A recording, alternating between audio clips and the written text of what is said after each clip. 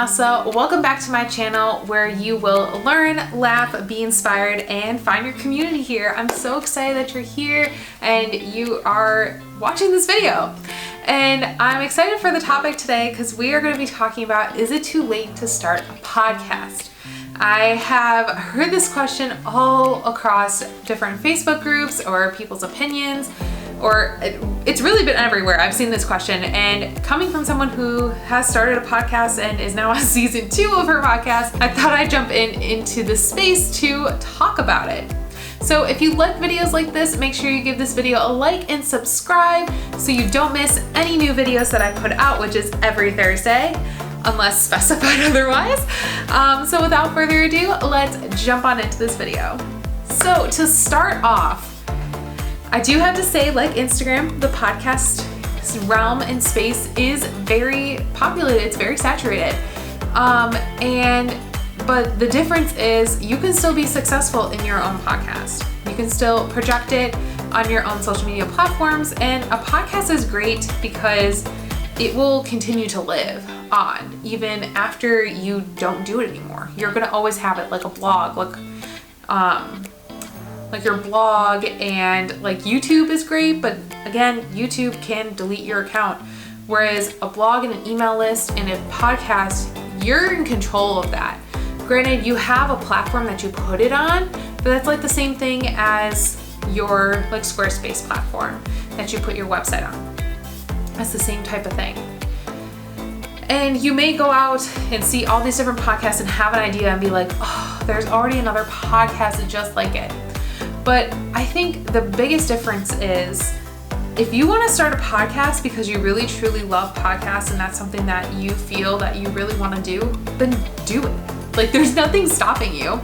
Podcasts are super easy to get into. It's really inexpensive to do a podcast. Like, you don't need to have a fancy mic like I have, even though that was like less than $100. That whole contraption was less than $100 to get. So on Amazon. So let's like put that into perspective.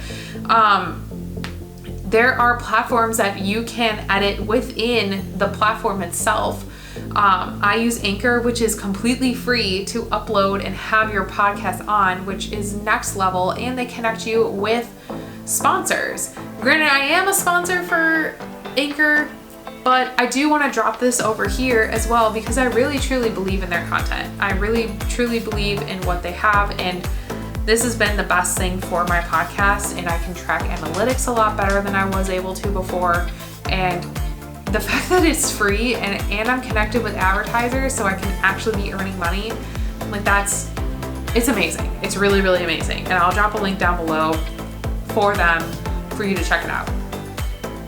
So with that being said, it's not that much to get started, and you can really become successful. If you have a little niche that you want to explode, that's amazing. Or if you want to do a topic that is already out there, but you can put a different spin on it, that's also great. I don't think it's ever too late to start a podcast because they are super popular right now and everyone is having one. And it's like TV shows. It's like different things. Like, you can be releasing on different days. It's like YouTube channels. Everyone has so many. I'm subscribed to so many different YouTube channels, and you still consume all that content. People are going to consume that content. So I don't think that it would be bad if you really want to put in the time and effort and really put love into that podcast because that's something that you really want to do, then do it. I don't want to ever make you feel that you shouldn't be doing it. I loved doing podcasts. Let me back up a bit. I love podcasts, and I've always loved podcasts.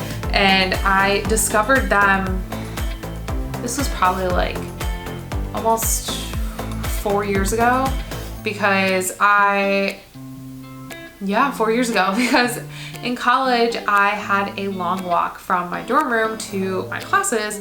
So instead of continuously listening to the same music all the time, I wanted something a little more stimulating. So I found podcasts and I fell in love with them. I kept trying to find more. And as I became a professional in the professional world, I found some really amazing podcasts that really helped in those long commutes that I had in the long nights of sitting in traffic, going back home from my job. I had them on long road trips. Like, these things have saved me so much. And when it came down to I was releasing different products and different projects, and I was excited about them, and I was like hinting at them, and I was saying to people like, oh, what do you think it is? And everyone said a podcast, which never came across my mind until that point.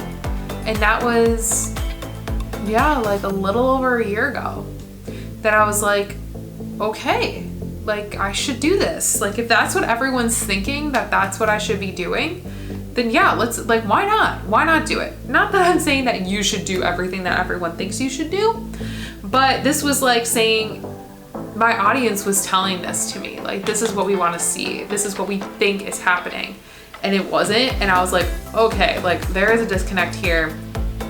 And if that's what they want, let's look into it. So I looked into it. I really found this space of creating a community of people and bringing different voices in, and just kind of giving a playbook of sorts of all these different entrepreneurs from all these different walks of life, of different points of view on being an entrepreneur, and how they got to where they are.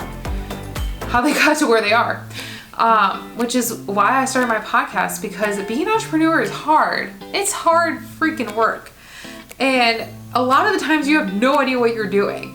And to have other people like come in and give you some really valuable advice, and you may take something away from what they said in their journey, that's all I'd ever want to do. So all this to say, no, it is not too late to start a podcast. You can start it at any time. And I think you would still be amazingly successful. And again, it's like promoting any project that you do.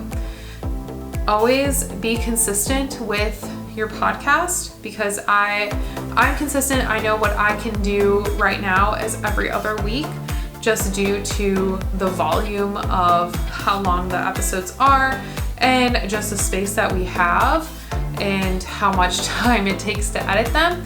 So that's where I'm very consistent on every other Tuesday. And I try to be very clear with my audience of when that will be and when they can expect a new podcast episode. As long as you're very open with your audience and promote it well, I don't see why you couldn't be successful. If this is something you really want to do, you definitely can be successful. You definitely can earn money from it, and it doesn't cost that much to start, if at all.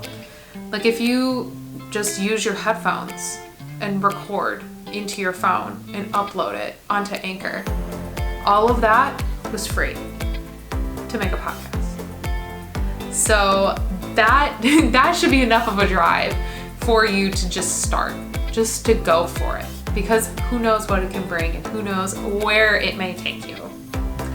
So I hope this video helped. I hope this was a good chat. You learned something. And if you did, let me know in the comments what you learned and what your takeaway was. And if you want to see more videos like this, if there's any more questions you want me to answer, I can do my best to answer the best that I can, and just from my own experience.